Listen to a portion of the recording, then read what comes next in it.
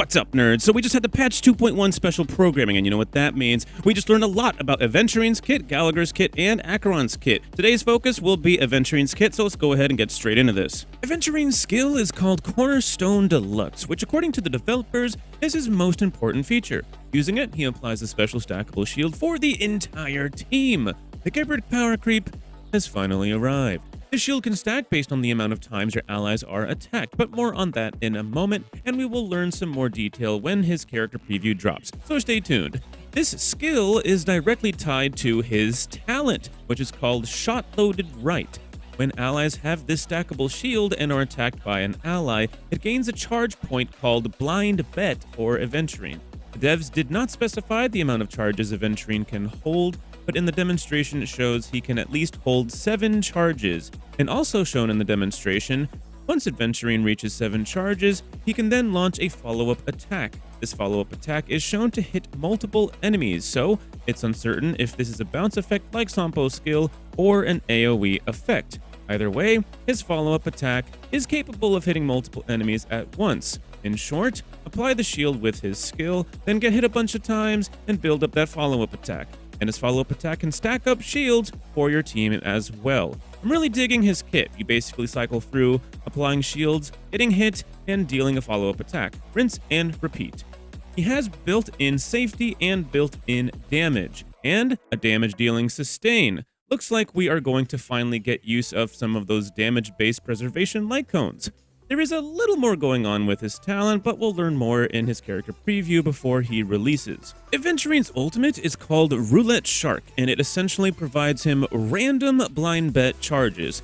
Looks like the gacha gamblers and QQ mains have another fun RNG minigame to play in combat. His ultimate also deals damage to a single enemy target, and can also apply a debuff to the enemy.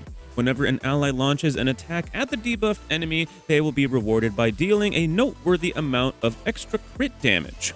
Aventurine's technique is called the red or the black. Upon use, there is a chance to gain a defense buff from a range of different percentages. The amount of chance also varies. It's clear that Aventurine is very strong, so despite some of his kit being up to chance, because he is a helpless gambling addict after all, it doesn't seem like this random chance should negatively affect his combat prowess too much. Mostly just a fun little mini-game to improve the enjoyment of combat. There's obviously a bit more going on with Aventurine's kit, but stay tuned for his character preview. Once that releases, we'll learn more about his traces and some other features about his kit before he releases and we get the multipliers. If you haven't been able to tell by now, Aventurine is likely going to be one of the best, if not the best, sustainability character for certain team comps, such as the follow-up meta. So, if you are a Topaz player or want to invest into the future of follow-up teams, Aventurine is likely a character you might want to look into picking up because he has a follow-up of his own and is a very reliable sustainability character.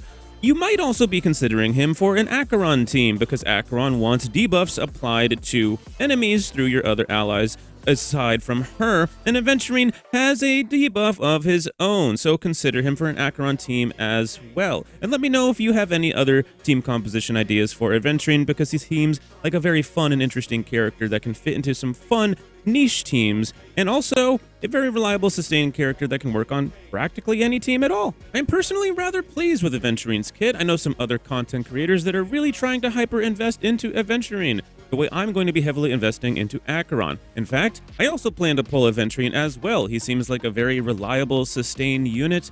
Preservation units are currently the rarest units in the game, so when a good one comes along, it's really hard to pass up. I don't think his RNG will be much of a factor because the most important parts of his kit don't have a negative downside to them and are guaranteed rather than having RNG. It's like Aventurine says, he doesn't like making bets, he doesn't think he can win. And that fits right into his kit. This is a fun damage-dealing sustained unit, with Fushuan and Huohuo being the only 2 sustains that can give us reliable increased damage output for our team. It's nice to see another one enter the roster. Only this time, Aventurine not only has a support-style buff that increases the damage of another unit, likely our DPS units, he will also be providing some extra damage of his own, and will make use of the damage-based preservation light cones that we currently have in the game. Will he become the top sustain unit in the game? Well, that is yet to be seen, but he has a pretty good shot. If not top sustain, he will at the very least become one of the top 3.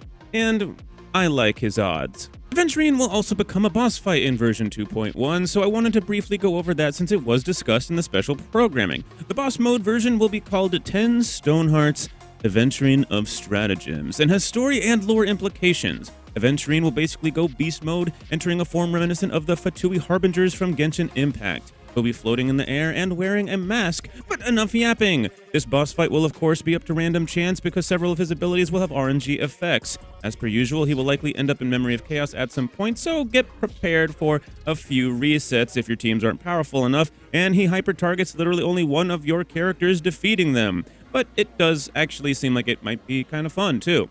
The devs described it like playing blackjack in the middle of combat. Aventurine will throw 2 or more dice on the battlefield. When you launch an attack at a die, you'll receive a random number grouping, and if your number is higher than Aventurine, you win the minigame and gain some sort of advantage for the battle, likely some sort of buff or bonus damage. And in return, if Aventurine has the higher number, he will dump a truckload of all of his childhood trauma on you, dealing a noteworthy amount of damage to you. Again, prepare for some resets if your team isn't strong enough. It's best to attack as many dice as possible as quickly as possible, so AoE attacks and blast damage attacks are clearly going to be the meta for fighting this Aventurine boss. We also learned in the special programming about some of the original concepts they wanted to implement for Aventurine's kit, so be aware, what I'm about to mention is not going to end up in the actual game itself. It's just something fun to look into that could have been, because it was actually kind of funny and really cool. If you can believe it, they wanted to give Aventurine a dodge mechanic, which immediately intrigued me and reminded me of Genshin Impact's dodge mechanic. They like the idea of a dodge because although it could work out nicely, it also has some sense of risk, which works into the gambling aspect of the character. They wanted to make it so that enemies were more likely to attack him, and he essentially could have a chance to dodge their attacks. High risk, high reward type of playstyle.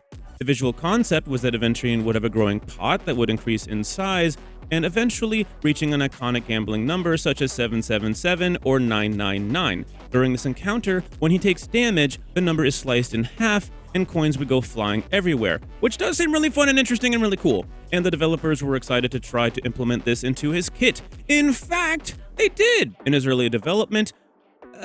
However, after trying out this version of Aventurine in several different combat scenarios, they found out that, well, all of your allies died except for him. It turns out he was really good at dodging, but he wasn't good at preventing damage to your other allies. And although they didn't mention this, I suspect the reason they couldn't improve this version of him is because if they made the probability of him getting hit so high that it nearly guaranteed enemies would always attack him instead, it would have made the character way too overpowered, and it would no longer be a character built around random chance, but a character guaranteed to never lose no matter what. And that doesn't really seem very fun. Besides, the power creep would have been just a bit too much.